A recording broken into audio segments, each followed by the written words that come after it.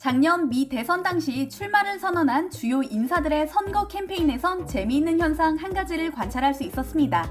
많은 후보들이 자신의 SNS에 반려견 사진을 올리며 소개했다는 사실인데요. 왠지 모르게 거리감이 느껴지는 그들이 일반인들과 다름없이 반려견을 산책시키고 아이들과 함께 뛰어노는 모습을 보면 친숙하게 느껴질 정도입니다. 민주당의 유력 대선 후보로 거론되었던 엘리자베스 워런 상원 의원은 반려견 베일리를 소개했으며 조 바이든 대통령 역시 유기견 메이저를 반려견으로 입양한 사실을 밝히며 사진을 올렸죠. 바이든 대통령은 열렬한 애견인으로 유명한데요. 취임하기 직전에도 워싱턴에 데려가기 위해 생후 3개월 된 저먼 셰퍼드를 입양해 관심을 모은 적이 있었습니다. 이처럼 미국 정치인들이 유세나 홍보 과정에서 반려견을 내세우는 이유는 그만큼 미국인들의 강아지 사랑이 열렬하기 때문입니다. 강아지 사랑을 정치적인 선전에 활용한 것은 무려 1920년대 미국의 31대 대통령인 허버트 후버 대통령부터 시작됐는데요. 자신의 차가운 이미지를 개선하기 위해 반려견과 함께 찍은 사진을 활용했다고 알려져 있죠. 실제로 대중은 이런 사진을 통해 그에 대한 고정관념을 바꾸게 됩니다. 백악관에서도 대통령의 반려견 퍼스트 도그는 대중의 관심을 받는 존재 중 하나입니다. 아버지 부시 대통령인 조지 H.W. 부시 전 대통령을 마지막까지 지켰던 반려견 설리는 그가 세상을 떠난 후 장례식 내내 함께했으며 이 모습은 많은 사람들의 마음을 뭉클하게 만들었죠. 미국 애완동물 용품 협회에 따르면 미국인의 62%가 개를 키우고 있다고 하는데요. 프랑스인들이 동물 사랑에 있어 유난하다고 하지만 미국인들도 못지 않습니다. 최근 코로나19로 팬데믹 퍼피 열풍이 불자 반려견을 훔치는 범죄까지 일어났는데요. 반려견을 입양하고 싶은 사람은 많고 입양 절차는 까다롭다 보니 해외에서 무책임하게 개를 입양하거나 다른 사람의 개를 훔치는 일까지 발생한 것이죠. 이런 상황에서 미국인들의 마음을 들었다 놨다 하며 키우고 싶은 게 1위로 손꼽히는 종이 있습니다. 쫑긋한 귀, 뽀송한 털, 날렵한 몸매와 영리한 눈동자까지 무엇 하나 빼놓을 것이 없이 예쁜 한국의 진돗개죠. 실제로 미국에서 진돗개를 키우는 사람들을 종종 발견할 수 있는데요. 이들이 진돗개에 대해 어떻게 말하고 있는지 같이 들어보시죠. 워싱턴에 살고 있는 이분은 벌써 2마리의 진돗개를 7년이나 키웠다고 합니다. 첫 번째 진돗개는 2살 때 데려왔는데 자신이 키운 개 중에 가장 놀랍고 사랑스러운 아이였다고 말하는데요. 실제로 그는 그레이 하운드 종을 비롯한 여러 종의 개를 평생 동안 키웠는데 진돗개 같은 개는 처음이었다고 합니다. 제가 진돗개를 좋아하는 이유는 똑똑하고 충성심이 강한 데다 청결하기 때문입니다. 또한 외곽에 위치한 주택에서 주인을 보호한다는 자신의 역할을 매우 심각하게 받아들이고 있죠. 진돗개는 보통 짖지 않는데 그가 짖을 때는 반드시 확인해봐야 합니다. 밖에 뭔가 개를 불편하게 하는 것이 있다는 의미이기 때문이죠. 또한 그가 모든 사람을 위한 사교성 있는 강아지가 아니라는 점도 좋습니다. 이 미국인은 진돗개의 장점을 끝도 없이 늘어놓습니다. 주인과 특별한 유대관계를 맺을 줄 아는 개, 자신이 만약 다른 사람의 집을 진돗개와 함께 방문한다면 진돗개는 완벽한 신사가 되어 예의 바르게 행동할 것이지만 자신을 만지는 것을 허락하지는 않을 것이라는 사실을 알려주기도 하죠. 반대로 어떤 이가 자신의 집을 방문한다면 진돗개는 분명하게 이곳이 자신의 영역이라는 것을 조용하게 알릴 것이라고 말합니다. 캘리포니아 버뱅크에 사는 이 미국인은 마찬가지로 7년 전에 진돗개를 입양한 것을 시작으로 3마리를 키우고 있다고 합니다. 그는 다른 개가 아닌 진돗개를 키운 이유에 대해 이렇게 말합니다. 우리는 버뱅크에 있는 주택에 살고 있어요. 제가 생각할 때 진돗개의 가장 큰 장점은 그들은 어디든 살 수 있다는 점인데요. 우리가 하루에 2번 정도만 산책을 시켜준다면 작은 집에서도 무리 없이 생활할 수 있죠. 진돗개의 단점에 대해 묻자 잠시 고민하던 그는 비디오를 찍기 위해 진돗개들을 가만히 있게 만드는 것이라는 농담을 건네는데요. 털이 빠지는 게 단점이라고 말하면서 자주 빗질을 해주고 청소기를 돌리면 문제될 게 없다고 덧붙입니다. 그 또한 진돗개는 매우 똑똑하고 충성심이 강하다 칭찬을 했죠. 캘리포니아에 사는 이 여성은 3마리의 진돗개를 반려한 경험이 있으며 8년째 키우고 있다고 합니다. 제가 진돗개를 사랑하는 이유는 매우 총명하며 충성스럽고 에너지가 넘친다는 점입니다. 당신이 만약 하이킹이나 조깅을 좋아한다면 최적의 강아지죠. 제 진돗개는 자전거 여행도 함께 했어요. 너무 잘 놀아서 문제입니다. 그녀의 진돗개는 다람쥐를 비롯한 작은 동물을 보면 정신없이 달려간다고 하는데요. 일반적인 개의 특성이니 큰 문제는 아닌 것 같습니다. 진돗개를 키우기 시작하면 다른 종을 다시 키우기 어려울 겁니다. 그들은 매우 특별하고 멋진 개거든요. 그리고 진돗개와 함께 걸을 때마다 많은 사람들이 무슨 종인지 궁금해하고요. 떠도는 이야기에 의하면 미국 현지 공원에서 진돗개를 산책시키면 모든 사람들이 감탄하며 무슨 종이냐 묻는다고 하더니 실제로 일어나는 일인가 봅니다. 또한 미국인들에게 많이 알려져 있는 일본개 아키다가 아닌 진돗개를 고집하는 견주들을 보니 기분이 묘하게 좋아지는데요. 한국에서 진돗개를 입양하고자 대기하고 있는 미국인들도 수없이 많다고 합니다. 이처럼 미국에서 진돗개를 키우고 있는 사람들이 꼽는 진돗개의 장점이 모두 일치하는 것이 신기할 정도인데요. 오랜 세월 여러 견종과 함께 살아왔다는 외국인들의 시선에서 바라본 진돗개의 특성을 듣고 나니 괜히 어깨가 으쓱해집니다. 오랜 세월 한국에서 진돗개를 브리딩하고 있는 한국진돗개연맹 총재 김세훈 씨의 말을 들어보면 미국인들이 말한 용맹성, 충성심, 청결성 등이 진돗개의 고유한 특성임을 알 수 있습니다. 그는 진돗개를 사랑하는 이유가 100가지가 넘는다고 말하는데요. 진돗개는 사냥에 대한 강한 본능과 대담함이 있고 주인에 대한 충성심이 높아 첫 주인을 절대 잊지 않는다고 설명합니다. 한번 진돗개를 키워본 사람은 다른 개를 못 키울 정도로 그 매력에 푹 빠져든다고 하는데요. 충성심과 주인의 마음을 파악하는 섬세함, 영민함 등이 한국인의 품성을 빼닮았기 때문이죠. 쫑긋한 귀가 너무 귀여운 진돗개의 종류에는 흑구, 황구, 백구, 호구, 내눈박이가 있는데요. 농촌진흥청의 유전자 분석 결과에 따르면 진돗개, 풍산개, 경주개, 동경이 등 우리나라의 대표적인 토종개의 조상은 야생 늑대라고 합니다. 다른 개들과 함께 풀어놓으면 같이 뛰어놀기보다 앞에 나서서 지휘하는 진돗개의 성향이 이제야 이해가 됩니다. 진돗개의 주인을 향한 맹목적인 사랑과 충성심도 이런 늑대의 기질에서 온 것이 아닌가 싶고요. 늑대는 평생 짝을 이룬 상대와 새끼를 낳고 가족을 돌보는 습성을 지니고 있으니까요. 천연기념물 제53호인 진돗개는 2000년대 초반 역사와 전통을 자랑하는 영국 애견협회와 세계애견연맹 등의 공식 등록된 견종으로 세계적인 인정을 받은 지 오래입니다. 다른 200여 종의 명견들과 어깨를 나란히 하고 있는데요. 전남 진도군에서도 우수한 품종의 진돗개를 브리딩하기 위해 지속적으로 노력하고 있습니다. 견종의 우수성 대비 아직 알려지지 않은 것이 유일한 단점일 정도죠. 한국뿐만 아니라 이제 미국에서까지 사랑받고 있는 진돗개.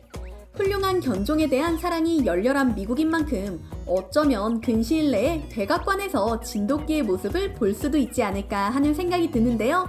K-팝, K-푸드를 넘어 한국 토종개의 우수성이 전 세계에 알려지길 바라며 사랑스럽기 짝이 없는 어린 진돗개의 영상을 보여드리며 오늘 영상을 마칩니다.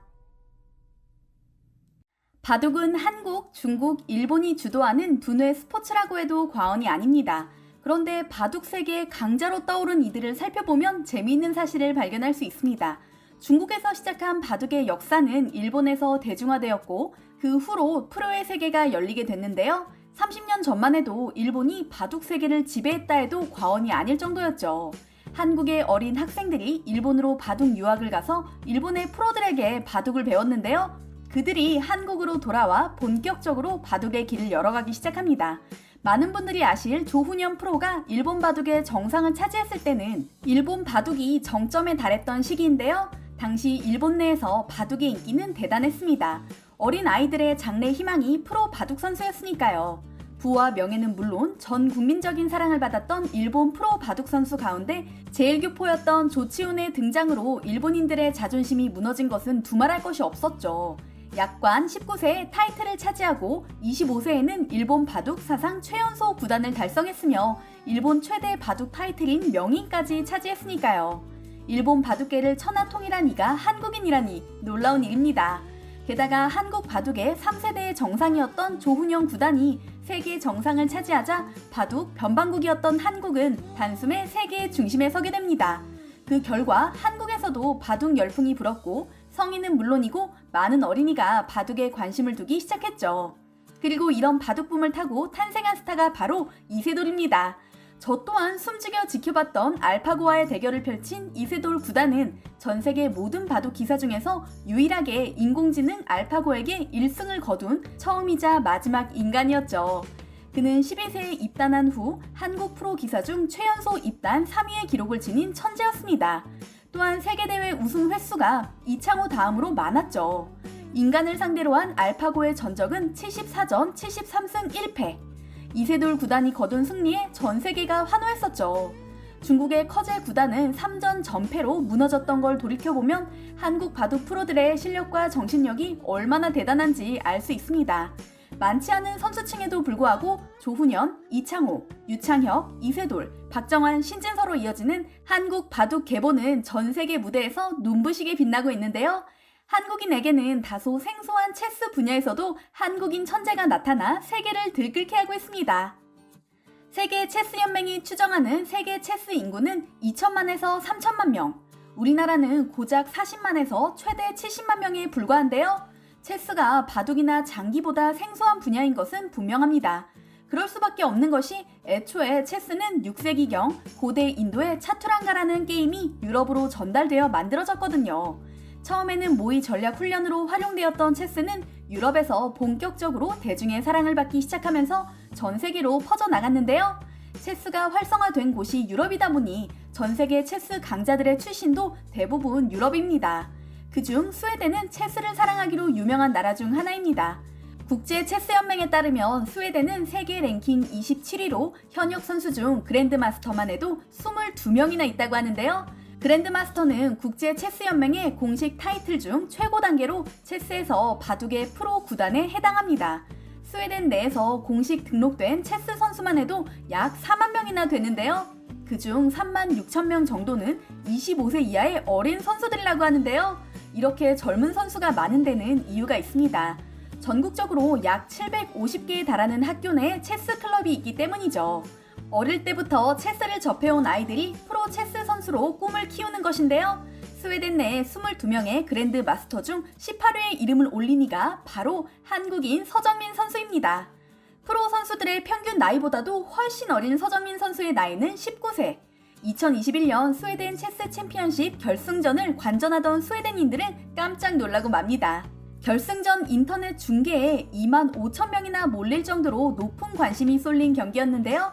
2018년 세계 경기 이래 최대로 많은 동시 접속자 수를 기록할 정도였죠. 결승전에 올라온 선수는 누구나 우승 후보로 점치던 그랜드마스터 티게르 페르손 선수.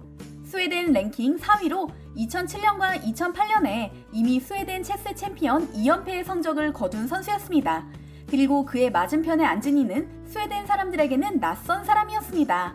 동양인, 게다가 19세에 불과한 어린 선수였는데요. 그랜드 마스터도 아닌 젊은 선수가 화면에 나오자 많은 사람은 이번 경기는 보지 않아도 뻔한군이라 생각하며 시큰둥한 얼굴로 경기를 지켜봤습니다. 그들의 반응은 어찌 보면 당연한 일이었습니다. 한국을 비롯한 아시아 국가 대부분이 체스의 두각을 나타내지 못하고 있을 뿐더러 한국은 세계 랭킹 90위에 불과했기 때문이죠. 더군다나 연맹에 등록된 그랜드마스터는 김 알렉세이 단 한 명뿐. 체스의 불모지나 다름없는 한국 출신의 어린 선수에게 별다른 기대를 걸지 못하는 건 당연한 일이었습니다. 스웨덴 체스 챔피언십은 수준 높은 체스 선수들이 참가하기로 유명한 대회이며 결승에 오르기까지 9일간에 걸친 토너먼트를 치르는 빡빡한 경기 스케줄을 자랑하는데요. 9일을 어찌어찌 잘 버텼다 하더라도 19세에 불과한 한국인 청년이 스웨덴의 그랜드마스터를 마주했을 때 느꼈을 압박감은 무척 클 텐데도 서정민 선수의 얼굴은 침착하기 그지없습니다. 사실 그는 스웨덴 대중에게는 잘 알려지지 않았지만 열혈 체스 팬들 사이에서 서서히 팬이 생길 정도로 무서운 신예로 떠오르던 중이었습니다. 2012년 스웨덴의 주재원으로 발령받은 아버지를 따라 이주하게 된 서정민 선수는 학교 클럽에서 우연히 체스를 알게 되고 본격적으로 배우기 시작합니다. 그때 그의 나이는 만 10살. 체스를 배운 지 3개월 만에 체스 중급자와 친선 경기를 하게 됐는데 무승부를 거두는 놀라운 성과를 내며 재능이 있다는 걸 입증하게 되죠. 그 후 본격적으로 체스를 시작한 서정민 선수는 스웨덴의 그랜드마스터 라쉬 칼손의 눈에 띄어 제자로 들어가게 됩니다. 1992년 체스 챔피언인 라시 칼소는 1970년대부터 1980년대까지 국제 체스 대회 우승을 휩쓴 대가로 1980년에는 제8대 세계 체스 챔피언 미카엘 탈을 상대로 승리를 거둔 선수죠. 그의 체스 스타일은 역동적이지만 치밀한 전술에 있는데요. 라시 칼손의 애제자로 밤낮 없이 체스를 배운 서정민 선수는 체스를 시작한 지 5년 만에 스웨덴 주니어 챔피언십에서 우승을 차지합니다.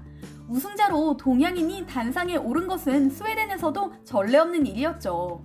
이듬해에는 프로 무대에 데뷔하게 되는데요. 2019년 스웨덴 엘리트 리그와 예테보릴에서 열린 국제 GM 토너먼트 등에서 우승하며 체스 팬들 사이에서 무서운 동양인이 나타났다는 말이 떠돌 정도로 주목받는 신예로 떠오릅니다. 사실 이번 2021년 스웨덴 챔피언십 대회는 서정민 선수에게도 무척 중요한 대회였습니다. 그랜드 마스터 타이틀을 얻는 데 필요한 점수가 걸려 있었거든요. 이번 대회를 우승할 경우 그랜드 마스터 반열에 들게 되기 때문에 그 어느 때보다 집중할 수밖에 없었는데요. 서정민 선수는 경기 내내 치열하게 집중하며 놀라운 플레이를 펼쳤습니다. 그리고 사람들이 도저히 꺾을 수 없을 거라 생각했던 그랜드 마스터 티게르 페르손 선수를 꺾으며 우승을 거머쥐었죠. 더욱 놀라운 것은 서정민 선수가 스웨덴 사람들이 존경하는 울프 안델손 선수 이래 반세기 만에 탄생한 최연소 챔피언이라는 사실입니다. 우승컵을 손에 들고 놀라는 그의 모습은 그저 천진한 10대처럼 보이는데 말이죠. 이처럼 엄청난 결실을 거둔 그지만 대회가 끝난 후 가족과 함께 아이스크림을 먹으며 우승을 축하했다는 말이 참 귀엽게 느껴지는데요. 그는 올 가을 웁살라에서 열리는 GM 토너먼트 우승을 노리고 있다고 합니다. 한 가지 주목할 만한 사실은 체스가 2022년 항저우 아시안게임의 정식 종목으로 채택된 사실입니다. 서정민 선수가 만약 국가대표로 이 경기에 출전하게 되면 메달을 기대해 볼 수도 있지 않을까 싶은데요. 25살에는 세계 체스 챔피언 도전자 결정전에 출전하는 것이 꿈이라는 서정민 선수의 앞날은 밝아 보입니다. 그리고 그의 영향으로 체스 불모지인 한국도 바뀔 것으로 예상되고요. 100년이 넘는 역사를 자랑하는 영국 최고의 명문 요리학교 웨스트민스터 킹스웨이 컬리지가 요즘 남다른 한식 사랑을 뽐내고 있습니다. 전 세계적으로 이름난 제이미 올리버 같은 스타 셰프를 배출해낸 명문 학교이자 우리나라에서는 마스터 셰프 코리아에서 심사위원을 맡았던 강래호 셰프도 이 학교를 졸업했는데요. 셰프를 꿈꾸는 젊은이들에게는 선망의 대상이자 영국의 미식가들에게는 영국의 식문화를 이끌 차세대 셰프를 배출해내는 곳으로 인정받고 있는 이 학교가 얼마 전 한식 메뉴 주간 행사를 열어 주목을 받았습니다. 놀라운 것은 웨스트민스터 킹스웨이 컬리지가 특정 국가의 메뉴 주간을 운영한 곳은 한국이 처음이라는 점입니다. 한식 메뉴 주간은 킹스웨이 컬리지 안에 있는 빈센트룸 브라셀리에서 2주간 진행됐는데요.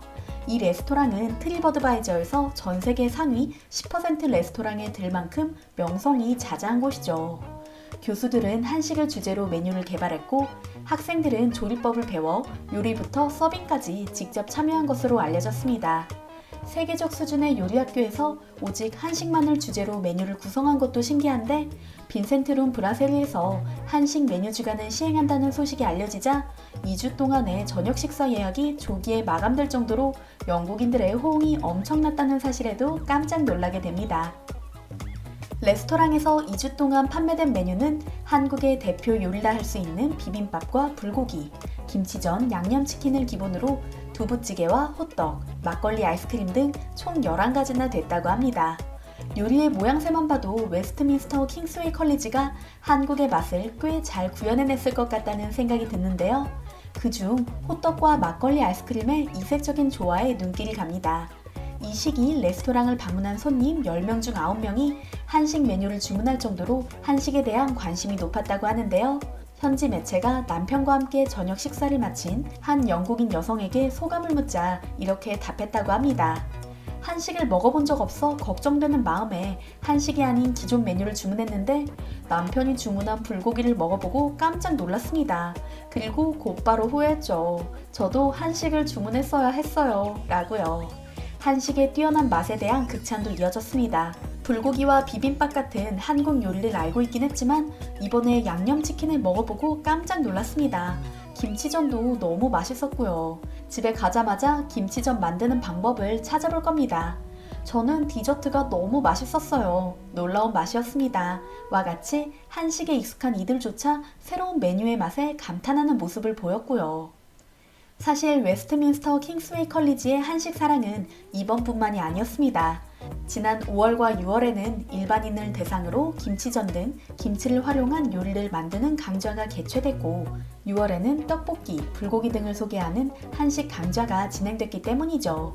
이 학교에서 전문적으로 요리를 배우고 있는 학생들 또한 한국 식재료를 활용해 다양한 강의에 큰 만족을 표했는데요.